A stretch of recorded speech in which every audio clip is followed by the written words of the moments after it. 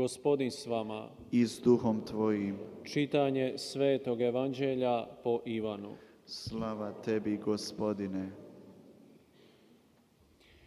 U ono vrijeme stajaše Ivan s dvojicom svojih učenika. Ugleda Isusa koji je onuda prolazio i reče: Evo jaganjca Božjega. Te njegove riječi čula ona dva njegova učenika, pa pođoše za Isusom.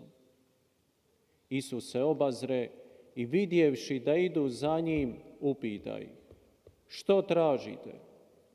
Oni mu rekoše: Rabi, što znači učitelju, gdje stanuješ? Reče im: Dođite i vidjet ćete. Pođoše dakle i vidješe gdje stanuje i ostadoše kod njega onaj dan.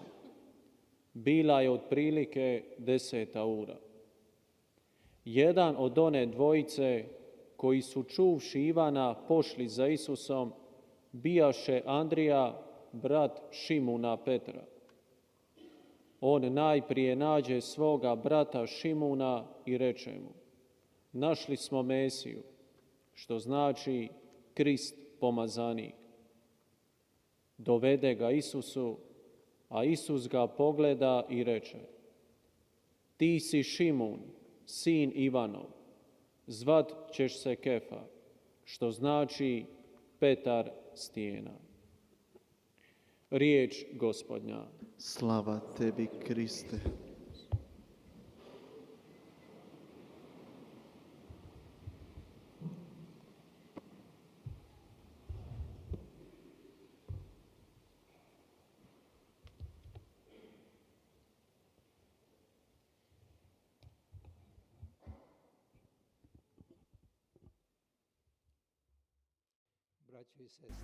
형제자매 여러분, 우리는 삶을 살아가면서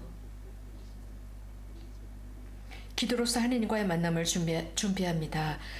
영원한 삶, 그분을 면대할 수 있는 준비를 합니다. 윌리엄 제임스라고 하는 유명한 심리학자는 자신의 저서에서 여러 다양한 신앙에 대한 체험을 기록하면서 바로 이 사건을 언급하고 있습니다. 그는 이렇게 기록하고 있습니다. 어느 날 밤 어느 한 사람이 완전히 혼자 있었는데, 그는 완전히 혼자 어느 날 밤 광야에 있었고,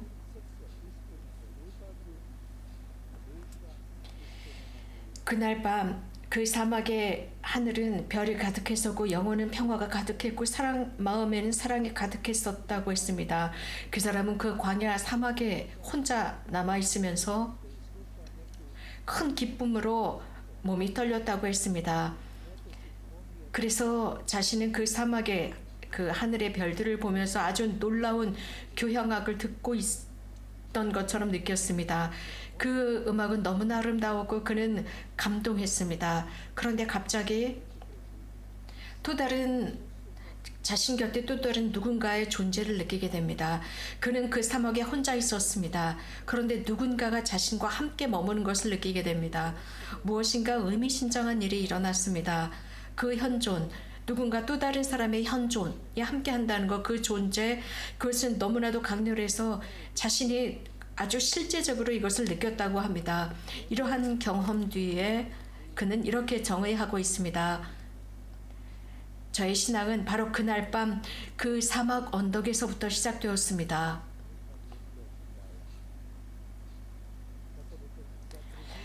이 심리학자는 이렇게 언급하고 있습니다. 이러한 경험은 매우 열렬한 경험으로서 또 다른 세상을, 우리가 살고 있는 이 세상보다 훨씬 크고 아름다운 세상을 보는 것이고, 이 세상, 우리가 살고 있는 세상보다 훨씬 더 현실적인 세상을 경험한 것이라 했습니다. 제자들도 타볼산에서 예수님과 그곳에 머물 때 바로 이런 경험을 했습니다. 곧 하늘이 열렸습니다. 다른 현실로 들어갔습니다. 그리고 거기에 그들은 머물고자 했습니다. 사람은 여러 다양한 미팅이라는 경험을 합니다. 이러한 만남의 경험, 사람들 중에는 금세 잊어버리는 만남이 있는가 하면 그래서 그 어떤 인상도 그 어떤 기억의 흔적조차도 남지 않습니다. 혹은 어떤 만남은 도저히 잊을 수 없는 그래서 우리들의 삶에 깊이 각인되는 만남이 있습니다. 그래서 삶에 새로운 의미를 부여하는 만남입니다. 오늘 성 요한 복음사가는 복음에서 매우 생생한 예수님과의 첫 만남을 기록하고 있습니다. 우리가 아는 바와 같이 요한은 이 만남이야말로 자신의 삶을 완벽하게 바꾸어 놓을 것이라는 것을 알고 있었습니다. 그래서 이 만남은 지속적인 만남이 될 것이라는 것을 알고 있었고 요한 복음사가는 이렇게 쓰고 있습니다. 세리자 성 요한과 안드레아가 있었고 그들 곁에 예수님이 지나가고 있었다라고 전합니다. 세리자 요한은 그분을 가리키면서 저분은 하느님의 어린 양이시다라고 했습니다. 보라라고 했습니다. 그러자 요한과 안드레아는 예수님을 따라가기로 합니다. 예수님께서는 그들이 따라오는 모습을 보시면서 무엇을 찾느냐 하고 물으십니다. 그러자 요한과 즉 예수님께서 가장 먼저 그들에게 건넨 말씀은 무엇을 찾느냐였습니다. 요한은 바로 그 말씀을 그대로 기록합니다. 예수님께서는 그들이 어떤 것에 관심을 갖고 있는지 알고 싶어 하셨습니다. 바로 이 질문은 우리에게도 매우 중요한 질문입니다. 우리는 왜 무엇을 찾기 위해서 이 자리에 모였을까요? 왜 우리가 예수님을 따라가고 있을까요? 과연 예수님이 무엇이 나를 끌어당기고 왜 예수님을 만나도록 이 자리에 모이게 했고 내가 왜 그분을 따라가는 것일까요? 요한과 안드레아는 이런 예수님의 질문에 라비 어디에 묵고 계십니까? 라고 대답 같은 질문을 합니다. 즉 예수님으로부터 배우고 싶었습니다. 그분께서 머무시는 곳을 알고 싶었습니다. 그분과 함께하고 싶었습니다. 그러자 예수님께서는 와서 보아라 라고 하시니까 그들이 예수님과 함께 그곳에 가서 하루 종일 지냈습니다. 하루 종일 지내고 나서부터 그들은 죽을 때까지 예수님을 버리지 않았습니다. 예수님을 만나는 것은 그분의 제자가 되는 것입니다. 예수님의 첫 제자들 안드레아와 요한은 정말 유일한 경험을 하게 됩니다. 안드레아는 이런 너무나도 놀라운 경험, 이 엄청난 경험을 혼자만 간직할 수가 없어서 형인 시몬 베드로에게 자신이 했던 이 경험을 이야기해 줍니다. 그 만남을 전해 줍니다. 바로 여기에서 안드레아가 무엇을 경험했는지 알 수 있습니다. 그 만남 속에서 무엇을 경험했는지 말입니다. 안드레아는 메시아를 만났다라고 합니다. 그리스도입니다. 그리고 자신의 형 시몬을 예수님께 데려갑니다. 예수님께서 시몬을 눈여겨보시고 새로운 이름을 지어주십니다. 너는 시몬 베드로, 즉 너는 게파라고 불릴 것이다. 베드로라고 불릴 것이다 라고 하셨습니다. 시몬은 이 게파라는 이름이 무슨 뜻인지 몰랐습니다. 그러나 예수님께서는 그 게파에게 어떤 계획을 있는지 알고 계셨기 때문에 이름을 주셨는데 이름을 통해서 그에게 사명을 맡기십니다. 이름을 지어주시고 말합니다. 시몬 베드로는 아주 조금씩 이해하게 됩니다. 그리고 결국은 자신의 이름의 뜻을 완벽히 이해하게 됩니다. 너는 베드로, 너는 바위다. 나는 그 반석 위에 내 교회를 세우겠다. 너에게 하늘나라의 열쇠를 주겠다. 형제자매 여러분, 하느님께서는 지나가시면서 각 개인을 부르셨습니다. 부르셨을 때 그들이 대답합니다. 그분께 예라고 합니다. 여러 다양한 일을 하던 사람들이 예라고 대답하고 예수님과 함께하면서 같은 일들을 합니다. 그러나 이 소음이 가득한 이 세상에 살면서 그분의 음성을 식별하기란 쉽지가 않습니다. 그분의 음성은 우리들의 영혼 깊은 곳에서 들려옵니다.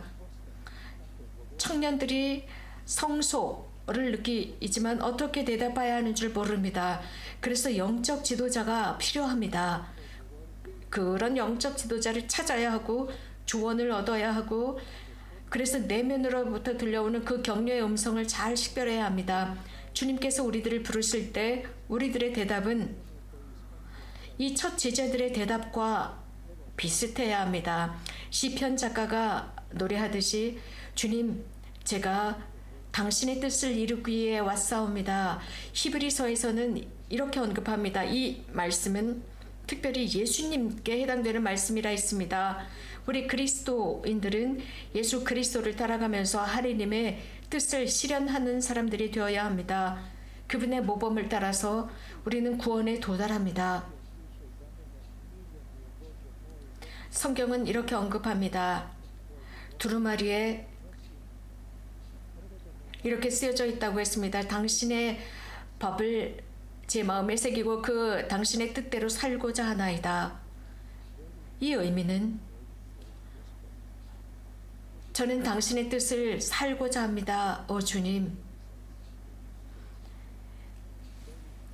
이런 말씀이야말로 예수님을 따르는 모든 제자들의 삶의 주제가 되어야 합니다. 오 주님, 당신의 뜻대로 살고자 하나이다. 그분께서는 하느님의 뜻을 사셨던 분이십니다. 십자가에 가면서까지 말입니다. 사랑하는 교형자매 여러분, 모든 거룩한 미사는 그리스도를 만날 수 있는 기회이고 예수님을 만날 수 있는 기회이며 그분의 말씀을 만나고 지극히 거룩한 성체 안에서 그분을 만납니다. 그래서 요한과 안드레아와 베드로는 예수님을 만났을 때 그들의 삶은 완벽하게 전환되었습니다. 그렇다면 오늘 우리가 거룩한 미사 중에 만나는 예수님과의 미팅이 우리에게 의미를 부여할 것일까요? 혹은 그저 우리 각자의 삶을 제대로 이끌어가는 것일지 우리 각자가 대답해야 합니다. 예수님께서 우리들의 삶 안에, 우리들의 마음 안에 들어오시고 우리들의 마음 안에서 사실 수 있도록 허락해드린다면 우리들의 인생은 지속적인 기도가 되고 지속적인 예수님을 위한 증인들이 될 것입니다. 그래서 우리가 삶 속에서 그 어떤 소임을 맡았던 곧 사제들, 수도자들, 결혼한 분들 등등 어떤 소임 속에서든 우리는 거룩함 속에서 성숙하고 그리스도인들은 그리스도와 일치해서 세상의 빛이 될 것이며 주님께서 우리 안에 현존하신다는 것을, 영원히 현존하신다는 것을 드러내게 됩니다. 이러한 예수님과의 만남이 우리들에게 참 열매를 맺을 수 있도록 기도합시다. 그래서 지금 우리가 살고 있는 이 시기와 영원한 삶 속에서 참 열매가 되도록 합시다. 아멘.